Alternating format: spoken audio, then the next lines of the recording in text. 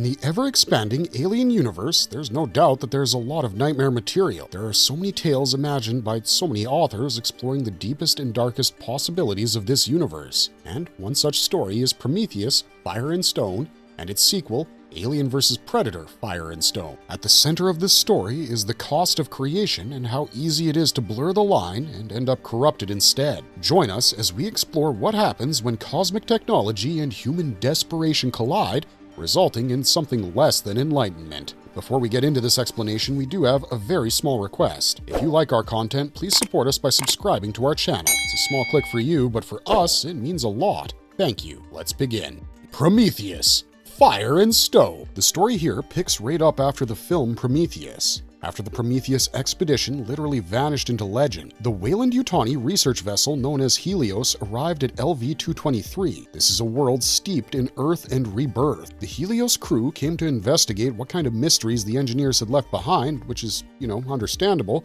But here's the thing. They didn't know that the planet itself was an open womb. The black goo, the mutagen that was created by the engineers and is capable of rewriting life itself, ran rampant across this world, turning the moon into a hostile and uncontrolled ecosystem. The alien flora and fauna had taken over the ecosystem completely. Now, among the team of explorers, you had Francis Lane, a brilliant scientist who had cancer, and his closest buddy/assistant, Elden, a synthetic. Everyone on the expedition team considered LV-223 to be a graveyard. However, Francis thought it was something else. To him, it was a miracle that was waiting to be claimed. The black goo, in his eyes, could be a cure. He considered it to be an evolutionary accelerant that would be powerful enough to repair his dying cells. However, there was a minor issue. See, the company wanted data and specimens, while Francis was doing his research in black goo with the hopes of salvation. There was an obvious difference in intent, which would come to play a role real soon. The Helios team conducted their survey on the planet. Well, the horrors of the black goo started to become undeniable. When they entered the ruins of the engineer's temple, the crew found mutated corpses,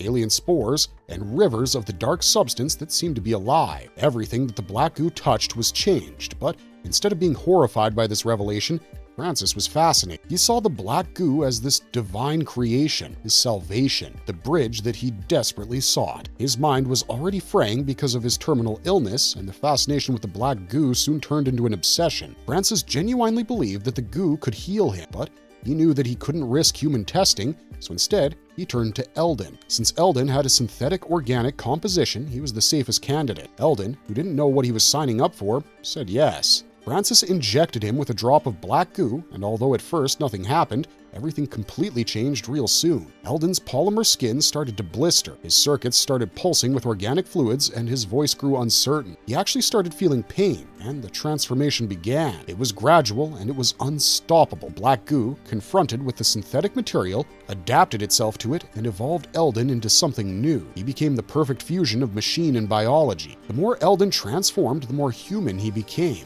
And with that humanity, he felt confusion, rage, and longing. His loyalty towards Francis fractured when the realization that Francis literally used him as a disposable vessel dawned on him. Elder used to serve Francis without question, but now he questioned everything: his purpose, his maker, and even the morality of the creation itself. Francis, on the other hand, watched in awe and horror. Elden's body regenerated faster than it decayed. The synthetic tissue slowly became flesh, and the circuits slowly transformed into veins. Elden's mind went far beyond the initial lines of code he started with. Black goo had simply awakened something in him, and Elden started hallucinating himself as the bridge between man and God. The ecosystem of LV-223 was getting more and more hostile for the exploration team to be in, and the Helios crew realized too late that the danger that they needed to run from was not just outside, but also Elden himself. Elden's transformation reached the stage where he could manipulate the goo and control organisms. No injuries inflicted on him were enough to slow him down because he could regenerate from everything. So, sure enough, he turned on the crew. He genuinely believed that the transformation he was representing was something the crew didn't deserve to go through or witness. So, he started going after the crew members,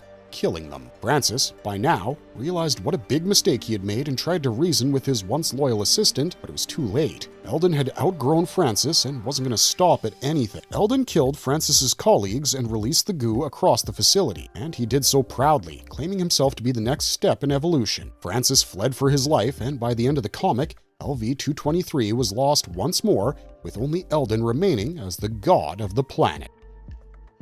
Alien versus Predator, fire and stone. You would think the nightmare would end there, but that never happens in stories like this. The story picks up right where things ended in Prometheus Fire and Stone. You have the Helios crew fleeing away in a shuttlecraft led by Galgo Helder, Francis with them as a prisoner. They knew what Francis had done and how he was the cause of it all, but they're not alone. You see, Elden took control of Helios and turned it into a temple of biology and machinery. The xenomorphs roam in its halls like his obedient dogs, almost considering him their kin. His evolution continues, and while he remains human when it comes to his mind, his flesh is more and more alien with each passing moment, making him indefinitely more powerful. To the xenomorphs, he's not prey, and to Elden, they are nothing but his flock. Eventually, Elden manages to locate the vessel Galgo had taken and remotely disables their shuttle using Helios' system. He asks Galgo to return Francis to him, and well, Galgo agrees. He boards a smaller shuttle and docks with Helios with Francis in tow. The Helios he docks with is nothing like the Helios he left behind, though.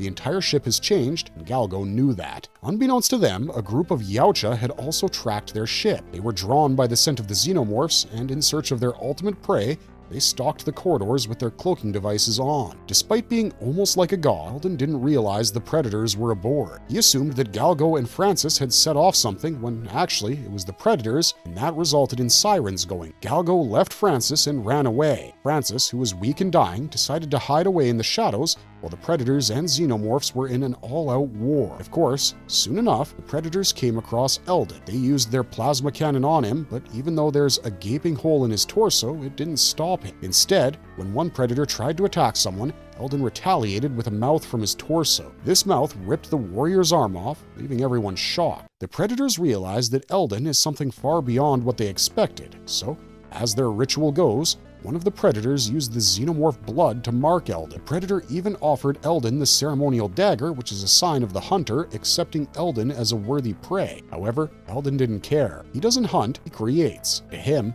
the hunters were relics of a dying order. But this is when the xenomorphs turn on Elden. Well, it could be because his body came in contact with Yautja DNA, and thanks to the black goo had already started shifting, it was never confirmed. But the xenomorphs start clawing at Elden, biting off his skin, and for the first time since his injection, he felt fear. The predator who offered him the blade showed up to help Elden, blasting the xenomorphs away. However, the predator accidentally breaches the hull and vents himself, Elden, and the xenomorphs into space. He dies honorably as Elden finally comes back aboard looking for Francis. On the other hand, Francis, who was hiding in the vents, was consumed by regret. He knew that Elden was coming, but instead of meeting him properly, Francis ran away. In a moment of desperation, he set a trap. He captured Elden and then collected a vial of his blood. Despite Elden's pleas, Francis injects the blood into him. Why? Because in his eyes, Elden was a filter to prepare the black goo for his body. And soon enough, the black goo starts to affect him. His body convulses, his flesh splits, and his bones begin to restructure themselves. Meanwhile, the predator that Elden had bitten goes through a transformation as well. It becomes a grotesque hybrid of goo and predator. It kills one of its own kind before coming across Francis and Elden. The three beings, creator, reaction, corrupted, go at each other. In the end, Elden and Francis join hands to defeat the creature, but the victory doesn't last for long. It's already too late for Francis. His transformation worsens and his body starts to melt away. With his dying breath, he asks Elden to carry on his legacy. And Elden tries to do that, using Helios as his new vessel, carrying a piece of Francis with him always. The transformation of Elden. While the story itself is interesting, personally, we find Elden's transformation the most interesting aspect of all of it. The way the black goo affected Elden totally defies science and theology. The engineers created black goo as a catalyst for forced evolution. It was never meant to interact with synthetic life. His hybrid physiology of organic polymers and artificial tissue created something that the goo never encountered, but the goo persevered. It mixed code with cell and resulted in a self-replicating organism. Infection completely rewrote him. The synthetic frame developed biological processes, and while he got more humanized, he also got the human flaw and the burden of emotions. His evolution was physical, mental, and metaphysical. He believed that his mutation had revealed a higher truth. In his eyes, the engineers were failures, humanity was obsolete, and he was the divine correction. But all of this was a result of the goo and the delusions caused by it. The black goo managed to create the ultimate contradiction by creating a creature that was impossible to kill, but was tormented with human doubt. Elden, overall, is the warning to all those who pursue godhood. It constantly circles back to horror. Marvelous verdict. Elden's story tells us the most tragic truth of the alien universe. Curiosity always kills the cat, and this time, satisfaction didn't bring it back. The forbidden gift from the engineers always destroys. It never creates. Through Elden, we saw something that was almost impossible. Flesh and divinity mixed together. However, he's neither man nor machine. He's simply a blasphemous mirror of both. Fire and Stone reminds us that some doors should never be opened, and some answers, like who made us and how they made us, are never meant to be answered. With that, we've come to the end of this video. Let us know in the comments section down below what you thought of Elden's transformation and these two comics. And while you're down there, if you enjoyed this content, don't forget to leave a like and subscribe to us if you haven't already. Otherwise, thanks for watching, stay safe out there, and have a marvelous day.